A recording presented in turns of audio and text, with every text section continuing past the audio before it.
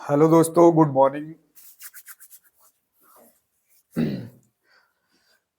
आपका science study centre YouTube channel में स्वागत है। पिछले क्लास में हमने क्रिस्टलीय और क्या पढ़ा था? अक्रिस्टलीय ठोस के बारे में पढ़ा था। ठीक है, ठोस के बारे में पढ़ा था। और ठोस के जो प्रकार हैं वो कितने हैं? दो हैं। ठीक है, कोई भी ठोस पदार्थ है उसके दो प्रकार हैं, एक है क्रिस्टलीय और दूसरे हैं अक्रिस्टलीय। ठीक है, इन दोनों के बीच आज डिफरेंस को समझना है, क्रिस्टलीय क्या है और अक्रिस्टलीय क्या है। ठीक है, देखते हैं क्रिस्टलीय और अक्रिस्टलीय में क्या क्या डिफरेंस है। सबसे पहले हम लोग समझते हैं क्रिस्टलीय क्या है। नियमित कणों की व्यवस्था, कणों की व्यवस्था। ठीक है, इनमें कणों की जो व्यवस्था है क्या होगी? नियमित होगी। नियमित मतलब हमने कल भी बताया था, इसका जो पैटर्न होगा कणों का, ठीक है, वो नियमित होगा। नियमित मतलब इस तरह से जैसे हम बना रहे हैं, ठीक है, या कोई एक खास पैटर्न होगा, एक खास कोई पैटर्न होगा। जबकि अगर हम अक्रिस्टलीय की बात करें तो वह ठोस जिसके कणों की व्यवस्था अनियमित हो। क्या हो? अनियमित हो। अनियमित हो, कणों की व्यवस्था क्या हो? अनियमित हो। जैसे अगर हम यहां कणों की व्यवस्था का एक आलेख खींचे,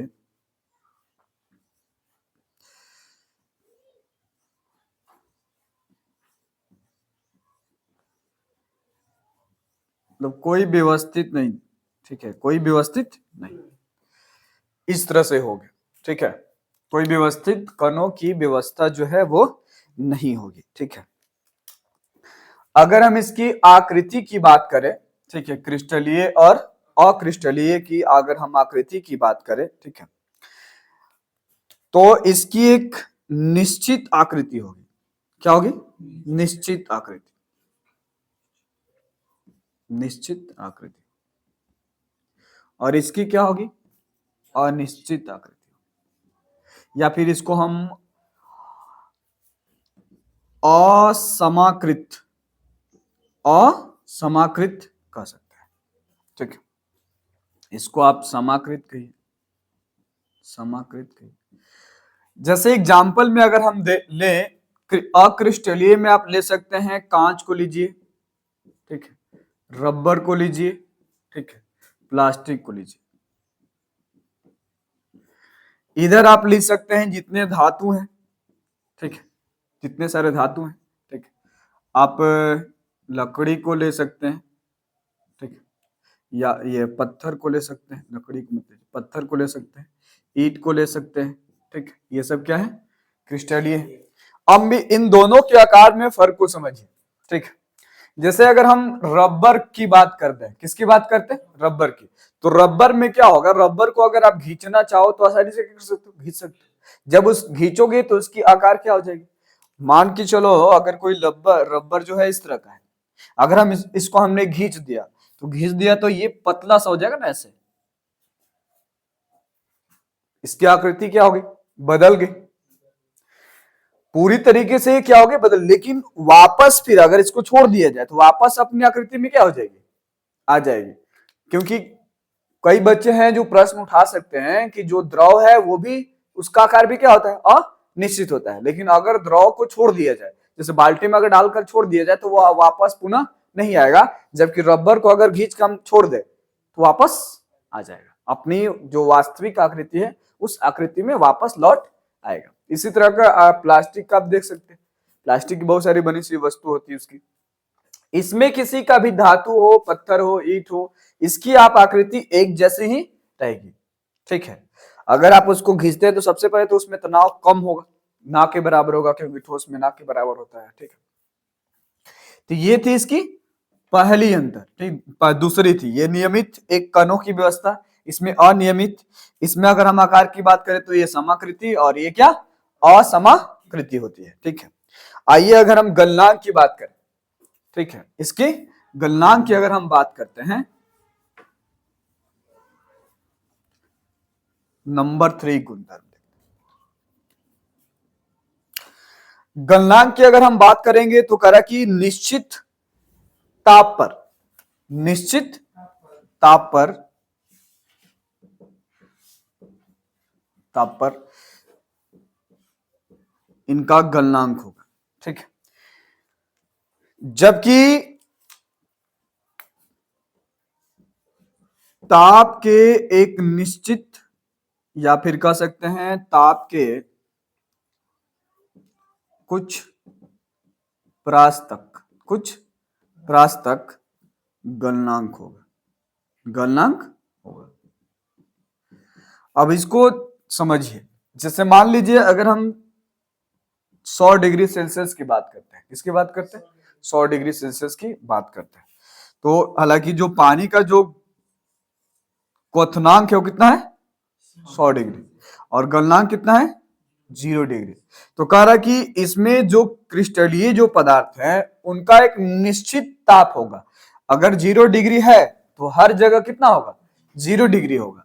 जबकि इसमें जो गलनांक है वो वैरी करेगा, बदलता रहेगा, क्या रहेगा, बदलता रहेगा, ठीक है। जैसे अगर हम रबर की बात करें या प्लास्टिक की बात करें या फिर कांच की बात करें, तो इनका जो गलनांक है या ये गलनांक है वो निश्चित ना होकर कुछ प्रास तक नियमित होंगे। कह रहा कि ताप के एक प्रास में धीरे धीरे नर्म पड़ते हैं, क्या पड़ते हैं, नर्म पड़ते हैं, धीरे धीरे कह रहा कुछ प्रास तक इनका गलनांक होगा, मतलब निश्चित नहीं कर सकते, ठीक है।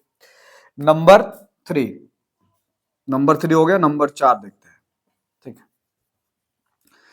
अगर आप धातु को काटिए, पत्थर को, ईंट को, किसी को भी अगर आप काटना चाहें, ठीक है, क्या करना चाहें, काटना चाहें, तो इसकी जो कटने वाली सतह है वो कैसी होगी, चिकनी होगी, कैसी होगी, चिकनी होगी, कैसी होगी, चिकनी होगी। जबकि अगर आप कांच को, रबर को और प्लास्टिक को काटते हैं तो कैसा होगा, धारी, धारीदार कह सकते हैं, धारी धार। जैसे अगर हम रबर को काटते हैं तो देखो इस तरह की आकृति है, मान के चलो अगर ये रबर है, क्या है, रबर है, ठीक है, मान लिए क्या है, रबर है, इसको हमने काटा ऐसे, तो काटने के बाद जो हमें आकृति मिलेगी, तो ये वाला जो भाग है इस तरह का होगा, काटोगे ना, तो ये जो रबर है, कांच को लो, रबर को या प्लास्टिक को, किसी को भी काटोगे तो उसका जो ये सतह है वो कैसा होगा, धारीदार होगा, कैसा होगा, धारीदार होगा, या फिर उसको खुरदुरा भी कहते हैं, खुरदुरा, खुरदुरा मतलब रुखड़ा, क्या, रुखड़ा। जबकि इसमें ऐसा नहीं होगा, चिकनी होगा या चिकना होगा, मतलब उसका सतह जो है वो दम प्लेन होगा और चिकना होगा, धारीदार नहीं होगा या फिर खुरदार नहीं होगा, ठीक है। आइए आगे पढ़ते हैं, ये होता आपका तीसरा और ये चौथा, पांचवा देखते हैं। अगर किसी तरह का डाउट होता है तो आप आसानी से क्या कर सकते हैं, पूछ सकते हैं कमेंट बॉक्स में भी और इसे भी।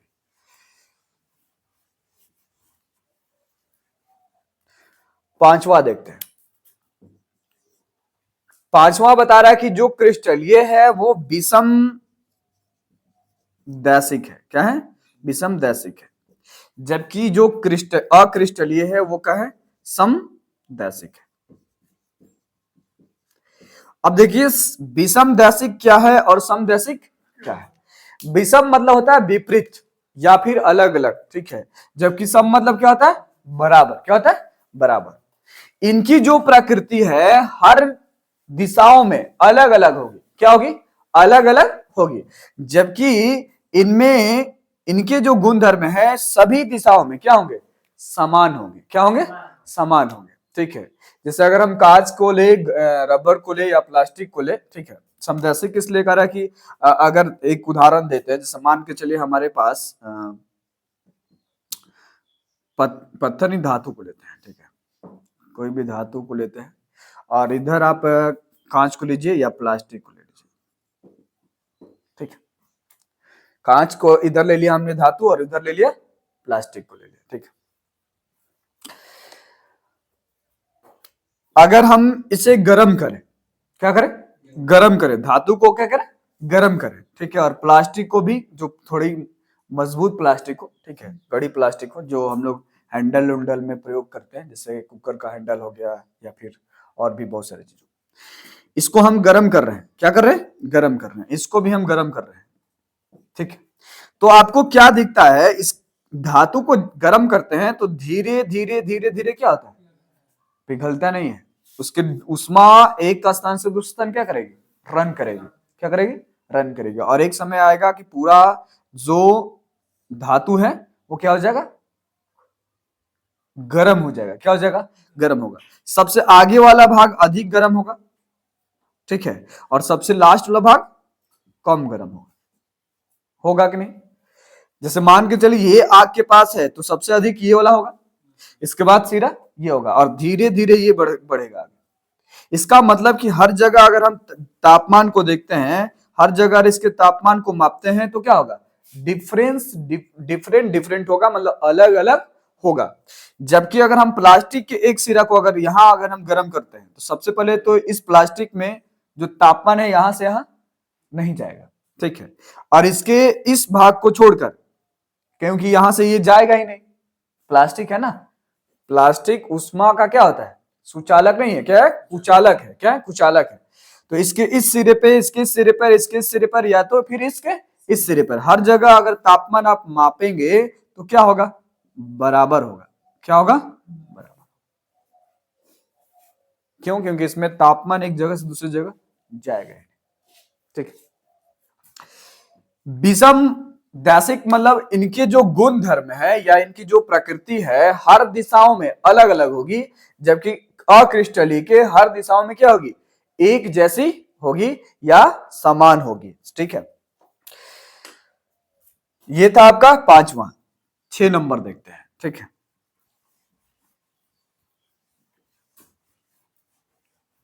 छह नंबर में आपको बता रहा है, ये इनको कहा जाता है वास्तविक ठोस, क्या कहा जाता है, वास्तविक ठोस, और इनको कहा जाता है अवास्तविक, अवास्तविक ठोस,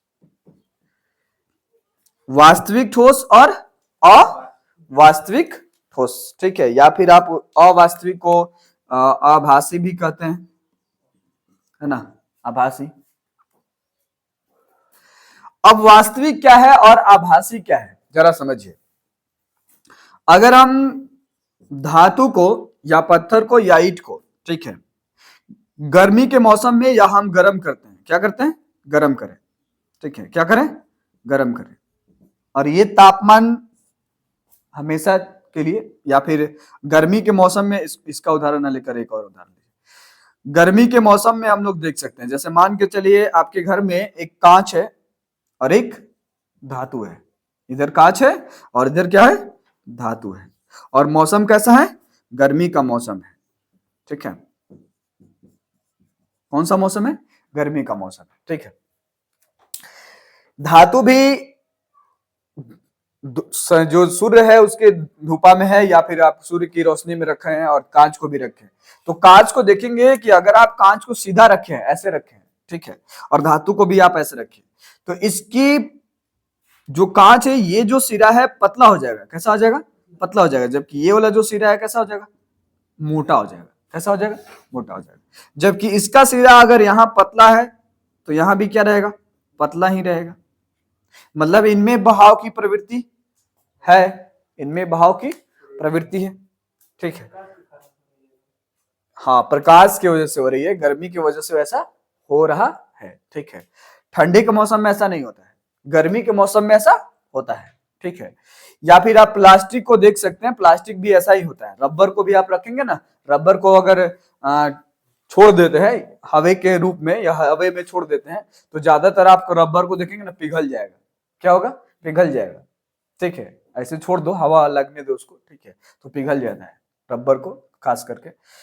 या फिर कांच, कांच तो पिघलेगा नहीं, लेकिन इसकी बहाव नीचे की ओर आएगी, नीचे की ओर आएगी, ठीक है। तो एक क्वेश्चन आपके एग्जाम में पूछा जाता है, ठीक है, कांच कैसी पदार्थ है, अक्रिस्टलीय क्यों है, तो कारण आप बता सकते हैं कि इसका गर्मी के मौसम में जो कांच है धीरे धीरे एक सिरे से दूसरे सिरे क्या होता है, हाँ, मोटा और पतला हो जाता है, मतलब एक जगह से दूसरे जगह उसकी जो पदार्थ की जो मात्रा है वो नीचे की ओर आ जाती है, ठीक है। इसलिए इनको अतिस्थित कौन सा पदार्थ? अतिशितित। एक क्वेश्चन है अतिशितित। इसलिए कांच को अतिशितित द्रव भी कहा जाता है। ठीक है, इसीलिए इसी बहाव की वजह से कांच को कहा जाता है। ठीक है, चलिए आगे हम लोग देखते हैं दिक्प्रासी व्यवस्था और लघु प्रासी व्यवस्था। ठीक है, ये था आपका 6 नंबर होगा शायद।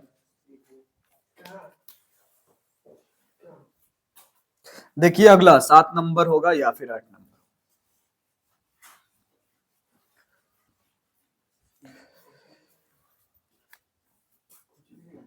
इनके कणों की व्यवस्था कैसा होता है? दीर्घप्रासी होगा। क्या होगा? दीर्घप्रासी। जबकि इनके कणों की व्यवस्था कैसी होगी?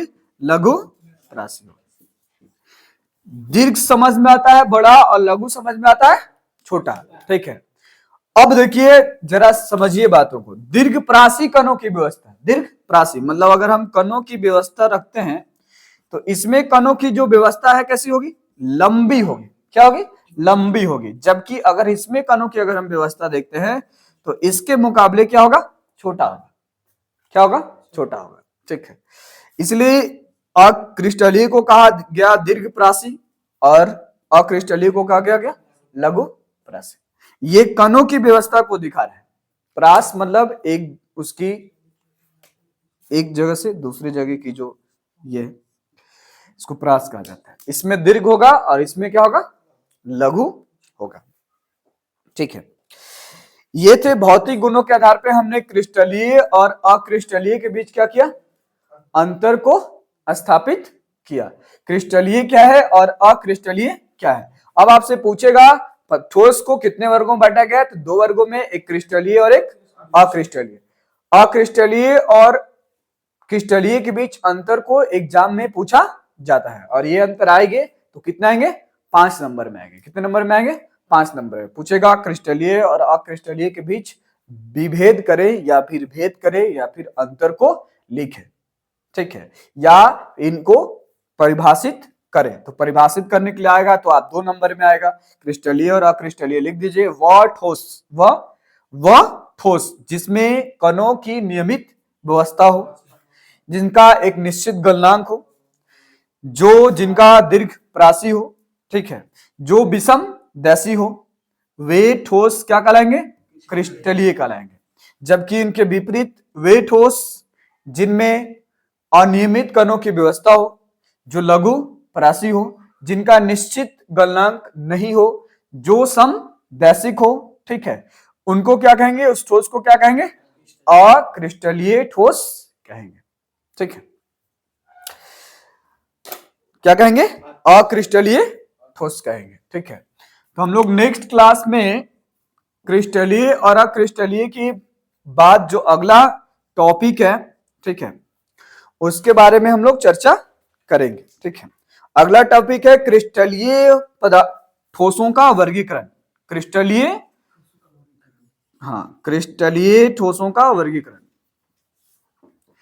अब हम लोग इसके बाद अक्रिस्टलीयों को भूल जाएंगे। क्या करेंगे? भूल जाएंगे। ऐसा इसलिए क्योंकि क्लास 12 में या आगे भी अक्रिस्टलीय के गुणधर्म अधिक नहीं है, इसीलिए या सामान्यतः हम लोग सबसे ज्यादा किसका इस्तेमाल करते हैं? क्रिस्टलीय ठोस का करते हैं। इसलिए हमें आगे जो पढ़ेंगे वो क्या पढ़ेंगे? क्रिस्टलीय ठोसों का वर्गीकरण। ठीक है, तब तक के लिए आप खुश रहिए, घर पे पढ़िए, है ना।